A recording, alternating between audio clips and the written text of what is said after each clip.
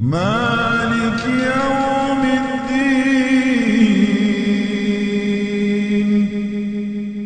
Pemilik hari pembalasan.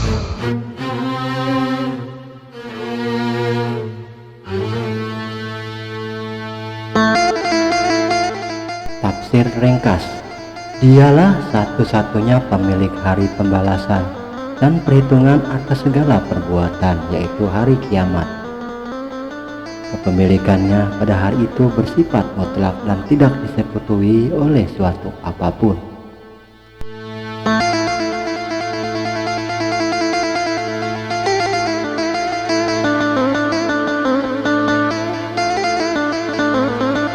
Tafsir.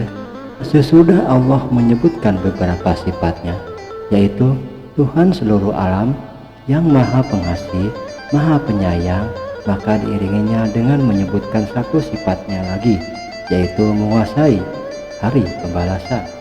Penyebutan ayat ini dimaksudkan agar kekuasaan Allah atas alam ini tak terhenti sampai di dunia ini saja, tetapi terus berkelanjutan sampai hari akhir. Ada dua macam bacaan berkenaan dengan Malik. Pertama, dengan memanjangkan ma, dan kedua dengan memendekkannya.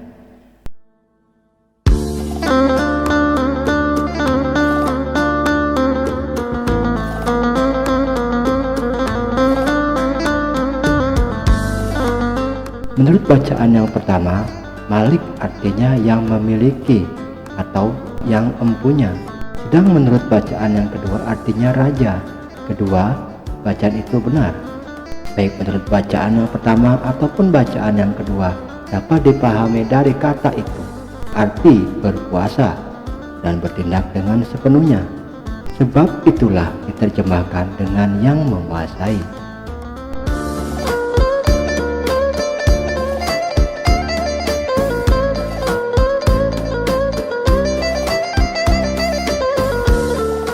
Yaum artinya hari, tetapi yang dimaksud di sini ialah waktu secara mutlak.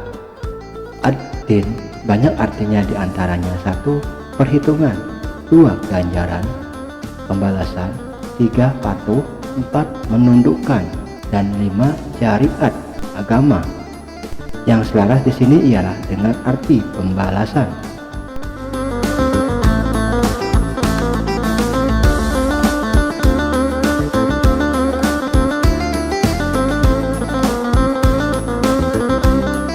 Jadi Maliki Yaumiddin maksudnya Allah itulah yang berkuasa dan yang dapat bertindak dengan sepenuhnya terhadap semua makhluknya pada hari pembalasan. Sebetulnya pada hari kemudian itu banyak hal yang terjadi, yaitu kiamat, kebangkitan, berkumpul, perhitungan, pembalasan. Tetapi pembalasan sajalah yang disebut oleh Allah di sini karena itulah yang terpenting.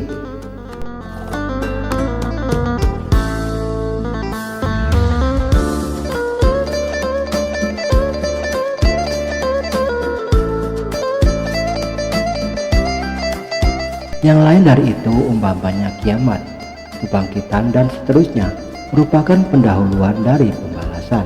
Apalagi untuk targhib dan tarhib atau menggalakkan dan menakut-nakuti. Penyebutan hari pembalasan itu lebih tepat.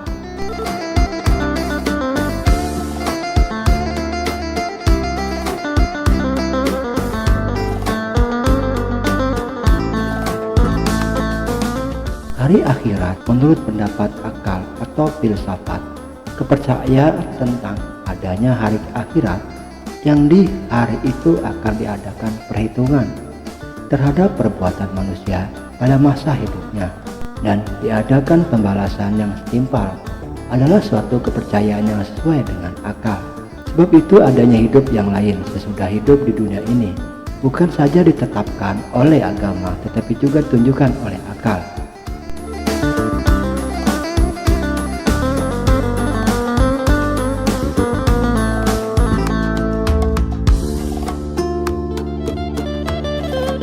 Seseorang yang mau berpikir tentu akan merasa bahwa hidup di dunia ini belumlah sempurna, perlu disambung dengan hidup yang lain.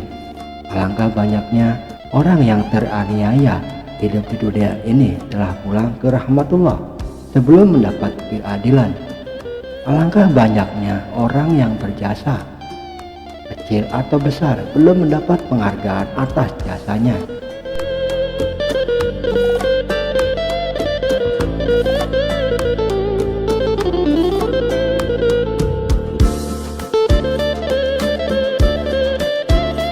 Alangkah banyaknya orang yang telah berusaha, memeras keringat, membanting tulang, tetapi belum sempat lagi merasakan buah usahanya itu. Sebaliknya, alangkah banyaknya penjahat, penganiaya, pembuat onar yang tak dapat dijangkau oleh pengadilan di dunia ini. Lebih-lebih kalau yang melakukan kejahatan atau aniaya itu orang yang berkuasa sebagai raja, pembesar, dan lain-lain.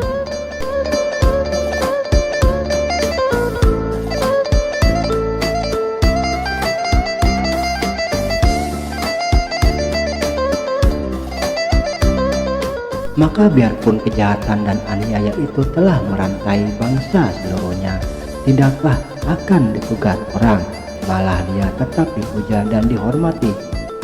Maka di manakah akan didapat keadilan itu seandainya nanti tidak ada mahkamah yang lebih tinggi, mahkamah Allah di hari kemudian? Sebab itu para pemikir dari zaman dahulu telah ada yang sampai kepada kepercayaan tentang adanya hari akhirat itu semata-mata dengan jalan berpikir antara lain Pitagoras. Filsuf ini berpendapat bahwa hidup di dunia ini merupakan bekal hidup yang abadi di akhirat kelak.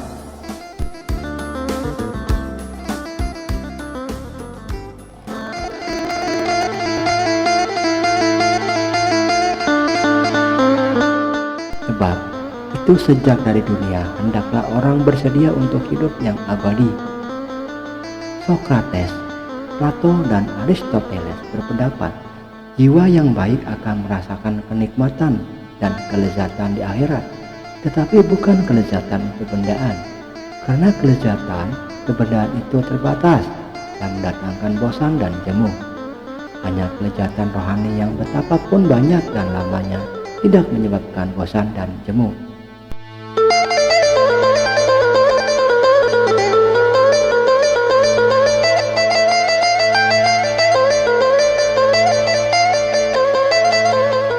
Kepercayaan masyarakat Arab sebelum Islam tentang hari akhirat. Di antara masyarakat Arab sebelum Islam terdapat beberapa pemikir dan pujangga yang telah mempercayai adanya hari kemudian, seperti Juhair bin Abi Sulma yang meninggal dunia setahun sebelum Nabi Muhammad SAW diutus Allah sebagai Rasul.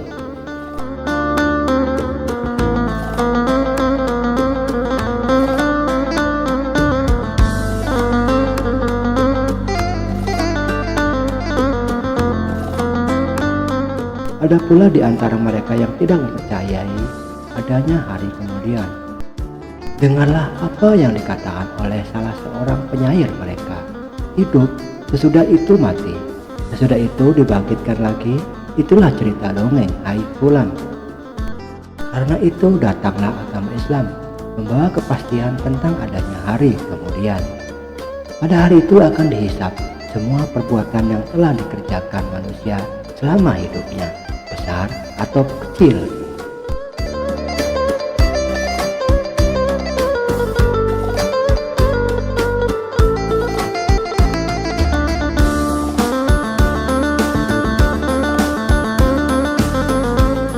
Allah berfirman 7.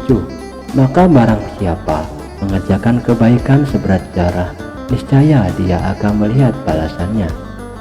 8. Dan barang siapa mengerjakan kejahatan seberat darah, niscaya dia akan melihat balasannya. Az-Zalzalah surah 99 ayat 7-8.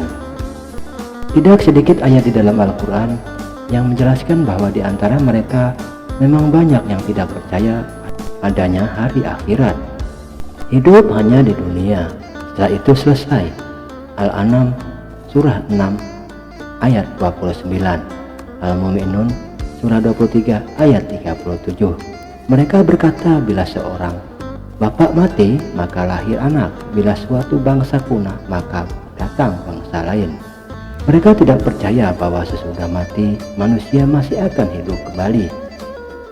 Hud surat 11 ayat 7, Al-Isra surat 17 ayat 49, dan banyak lagi ayat senada yang menggambarkan pendirian. Demikian, di dalam sejarah pemikiran tercatat bahwa sejak dahulu kala banyak anggapan yang demikian itu.